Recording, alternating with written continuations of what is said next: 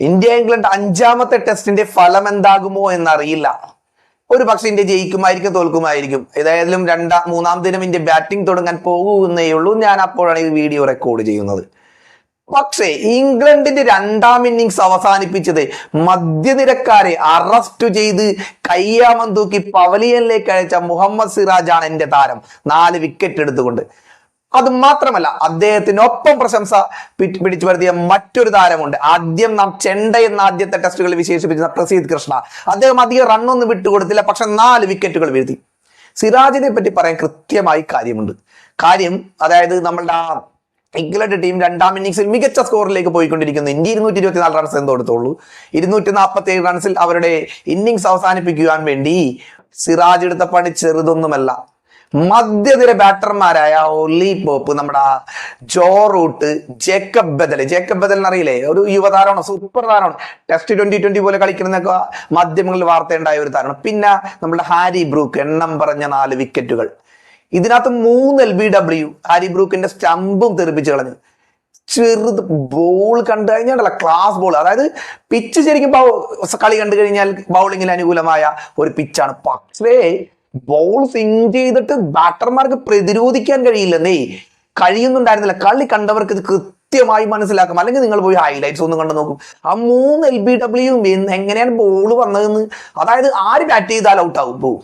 അത്തരത്തിലുള്ള ലോകത്തിലെ ഏത് മികച്ച ബാറ്റർമാർ വന്നു കഴിഞ്ഞാലും അത് പ്രതിരോധിക്കാൻ പെട്ടെന്ന് സാധിക്കില്ല. അത്തരത്തിലുള്ള ചിലത് വിക്കറ്റാണോ എന്ന് പോലും, ഒലിപ്പോപ്പാണോ നമ്മുടെ ജോറൂട്ടാണോ വിക്കറ്റാണെന്ന് പോലും സംശയിച്ചു പോകുന്ന ഒരു നിലപാടുണ്ടായി. ഒരെണ്ണം റിവ്യൂവിൽ ആദ്യം അമ്പയർ വിക്കറ്റ് അനുവദിക്കുന്നില്ല, പിന്നെ റിവ്യൂവിലൂടെ വിക്കറ്റ് നിന്നു, ബാക്കി 2 അമ്പയർ അനുവദിക്കുന്നുണ്ട്. അപ്പൊ ഇംഗ്ലണ്ട് റിവ്യൂവിന് പോയി.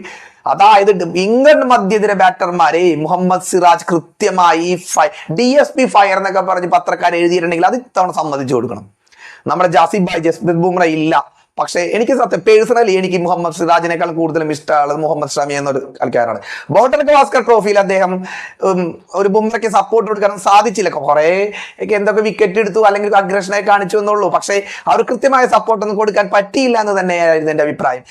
അതുകൊണ്ട് തന്നെ അദ്ദേഹത്തെ ഇംഗ്ലണ്ടിൽ ടെസ്റ്റ് പരമ്പരയ്ക്ക് കൊണ്ടുവന്നപ്പോൾ എനിക്ക് എന്റെ പേഴ്സണലി, നിങ്ങൾക്ക് എക്സ്പെർട്ടിനൊക്കെ വ്യത്യസ്തമായ അഭിപ്രായം ഉണ്ടായിരിക്കാം, ഒരു സാധാരണ ക്രിക്കറ്റ് പ്രേമി എന്ന രീതിയിൽ എനിക്ക് വലിയ താല്പര്യമൊന്നും ഉണ്ടായിരുന്നില്ല. ഞാൻ ഇഷ്ടപ്പെട്ടിരുന്നില്ല. അതിക്കുമ്പോൾ മുഹമ്മദ് ഷമിയുടെ പരിക്ക് മാറിയിട്ട് വന്ന് എടുക്കണമെന്നായിരുന്നു ആഗ്രഹം. പക്ഷേ ഇയാളെ എടുത്തുണ്ടോ ഇത്? അയാളെ ഏതായാലും ആദ്യത്തെ രണ്ടാമത്തെ 6 വിക്കറ്റ് എടുത്ത് പെർഫോം ചെയ്ത്, അതായത് ഈ പരമ്പരയിൽ ഏറ്റവും വലിയ വിക്കറ്റ് ടേക്കർ മുഹമ്മദ് സിറാജായി മാറുന്ന അവസ്ഥയാണ്, ഈ നിമിഷം വരെ മാറുന്ന അവസ്ഥയാണ് കണ്ടത്. പക്ഷേ ഒരു ജസ്പ്രീത് ബുംറ കളിക്കാൻ പറ്റില്ല. ഇപ്പോൾ നമുക്ക് ജസ്പ്രീത് ബുംറയെ മാത്രം നമ്മൾ ഡിപ്പെൻഡ് ചെയ്ത് പോകുന്നത് ഭാവിയിലേക്ക് നമുക്ക് ഗുണം ചെയ്യില്ല.